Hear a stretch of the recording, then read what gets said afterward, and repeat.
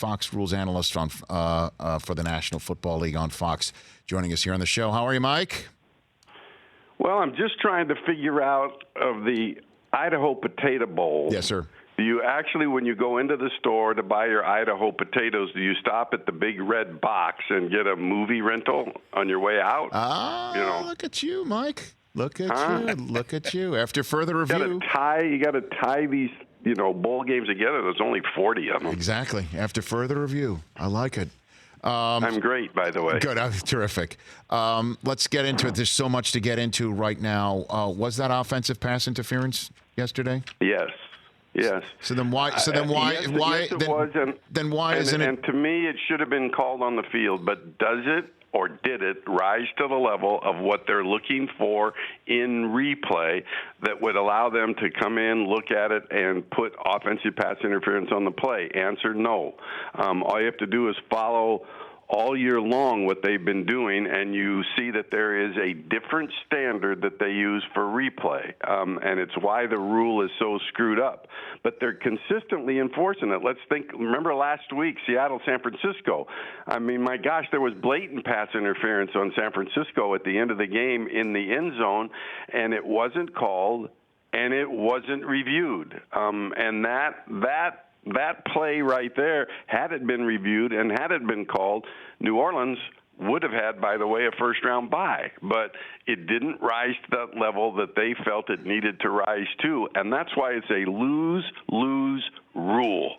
And they got to get rid of it or figure out some way to alter it to where it makes more sense to anybody. I talked to Zimmer and Ziggy Wolf before the game, and they were complaining to me about the rule and how it hurt them so bad when they played Green Bay their first time around.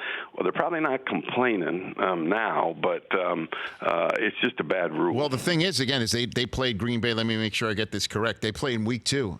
It changed, Mike. There's no question it changed, because the way it was described to all of us in the media during the summer is that something like this call, and certainly like the one at the end of the San Francisco-Seattle game, was absolutely going to be a flag installed by replay. And have you been able to suss out what's changed?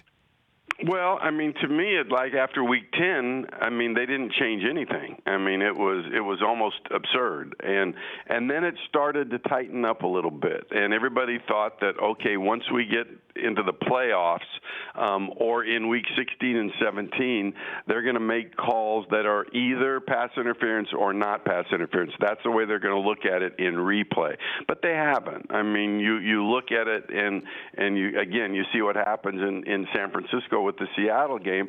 They're not going to rely on replay to call the penalties unless it's egregious, unless it compares to what happened in New Orleans a year ago.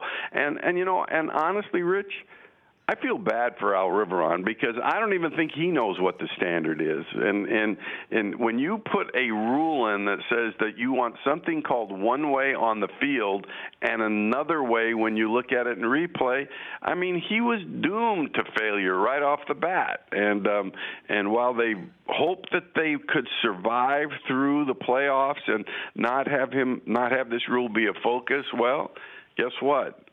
Round 1, Wildcard, it's a focus. So pretty hard to say to a coach. If I'm Al Riveron, and I think he made a huge mistake with his pool report when he said there wasn't enough for a foul. Oh, boy. I think he brought double controversy on himself, because it's offensive pass interference. Rudolph is big. The defender is smaller. The push to the chest creates separation.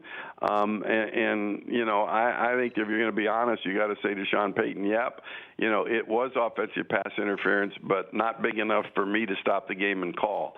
And you go, are you kidding me? I mean, this is how bad that rule is. Mike Pereira here on the Rich Eisen Show. Let's move to later in the afternoon. The Clowney hit on Wentz, illegal or not? Yeah, I do. I think it is. We were just talking about it. Clowney, and you hate to go back to history, but you've probably talked about that. He knocked Foles out of the game in Week 16 last year with a helmet shot into the sternum, which cost him $40,000, and it was called roughing the passer.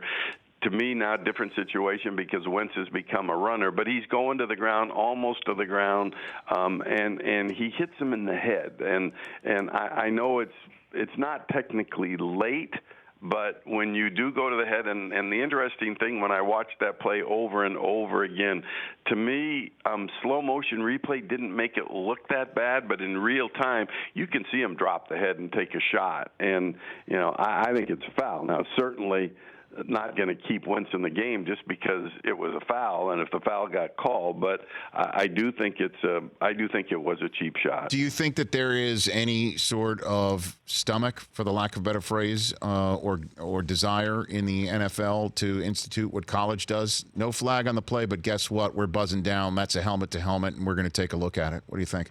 Well, I mean, my proposal, which we did in the extinct AAF, was you let this sky judge get involved in pass interference calls or no calls in the last 5 minutes of the game, and player safety at any time during the game. And I still believe I'd like to see that. If your number one priority is player safety, if something is missed like that, and we see them a lot where maybe it's a major face mask that the guys don't see, let the sky judge, for a lack of a better term, get involved and put the penalty on, or just as important, let him take it off. I mean, if they call a blatant face mask and it turns out he didn't have the mask, it was the collar in the front, then take it off. But, to me, I think you make a huge change. I'd love to see him make a huge change and make it be more about player safety than it is pass interference, because that should be more important.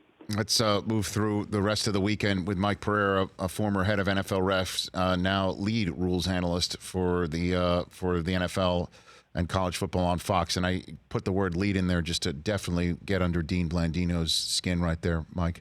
Well, yeah, I appreciate that. I'll make sure I tell him. Well, you just did a show with him, right? You and Dean do a show, correct? No, but he's not here. He phoned it in. From. We don't know where he is. He's in an undisclosed location, Southern California.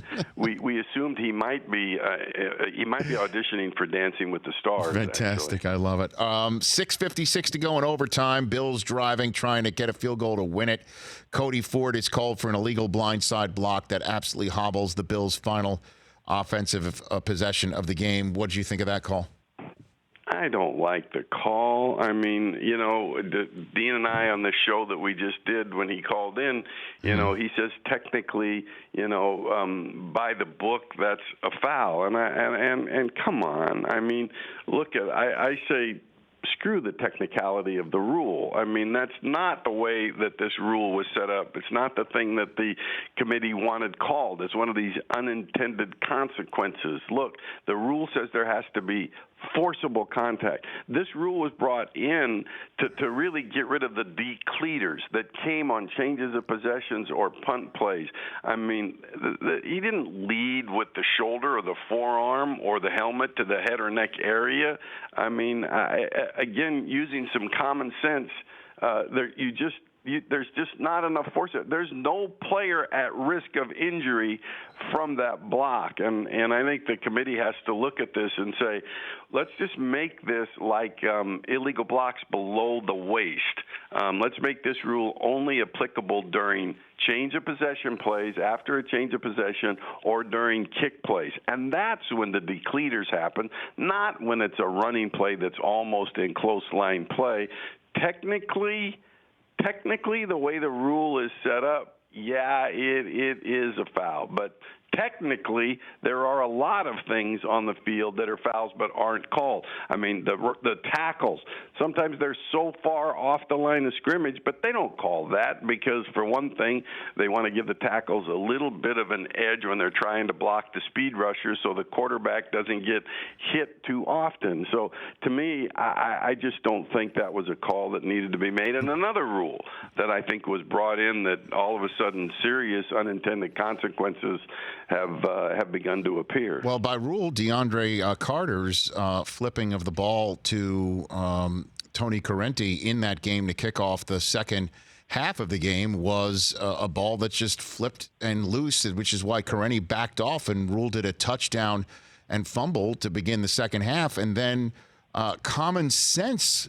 rules are applied.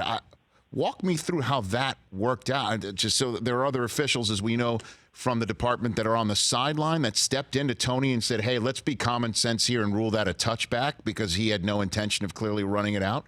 Mike? Yeah, and listen, there's a lot of people that have communication, the 4 alternates that are on the field, and let's remember that New York is dialed in to the 4 alternates on the sidelines and the 7 officials on the field.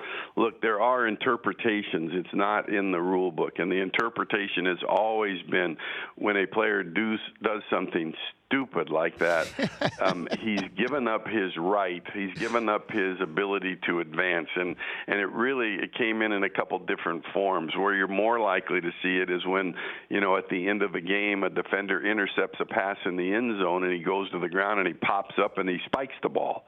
Well, he was never touched, and he intercepted the pass in his opponent's end zone, so the ball is still alive.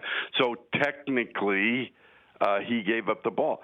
But that's, we said, he declares himself down by doing that. And that's, we've had that interpretation in for a long time. We said, if you flick the ball to the official in the end zone or whatever it might be, and he catches it, you're going to leave that as a live ball? Oh my God, the poor official. Okay, you got to play through it. Go get the ball. The official gets trampled. The disappointing thing is that Tony reacted the way he did. I mean, he knows the interpretation, and he knows for a number of reasons, like the signal that was given that says, hey, I'm not going to advance this ball. Normally you let it hit in the end zone, but when he flicks it to Tony and reaches over to pick up his towel, common sense dictates that he has given himself up. And kudos to whoever went out there and got to Tony, whether it was New York through the alternates or the alternates themselves, to get that corrected, because, as Dean said at one point, not everything is in the rule book. If you put everything in the rule book, my God, the thing would be 600 pages long instead of 200. But that's an interpretation that has been in there for a long time, and at least they did get it corrected. The last 2 minutes I have with you, the cat and mouse between Vrabel and Belichick with purposefully moving players before to create pre-snap penalties that would wind the clock, the actual play clock down, is a total loophole that I think Belichick was the one who first found and exploited earlier in the season, and then Vrabel used it against him. Is this legal, and is this something that is going to be closed, do you think, by the competition committee if it is legal right now? Yeah, I think it will. I think it'll be closed. And I was more amused by Bill Belichick being mad at the officials, for one of his former coaches and players doing the same thing that he did back in October. Since then, it's been done twice by Vrabel. Now it's been done by John Harbaugh. This is a copycat league, and so when Bill figured out this loophole, then teams have copied that. But they'll find a way to do it. I like the college rule, for example, that if you're in punt formation and you get a delay of game in punt formation, the clock automatically stays stopped. You don't rewind it. So there are some ways to clean it up, and they complicate it by saying, the delay. They took a delay from punt formation, and then they purposely false started. I would suspect if that happens again after they kind of close the loophole, that it'll be unsportsmanlike conduct the second time it happens, and not the third, which is basically the way that you interpret the rule now. But yeah, it's clearly a loophole. Then don't think, as we go further on into the playoffs, if a team is ahead and you're at that 7-minute mark of the fourth quarter and it's your advantage to run time off the clock, you basically have the ability to run 1 minute and 45 seconds, which is what happened when Vrabel did it. You've got that ability to do that. Mike, love the time. Always appreciate it. Enjoy going to Lambeau, and we'll chat down the line. Okay? You got it, man. Right back at you. That's Mike Pereira, at Mike Pereira on Twitter. For more of The Rich Eisen Show, tune to Audience Channel 239 on DirecTV for free on BR Live, or download the Rich Eisen Show app.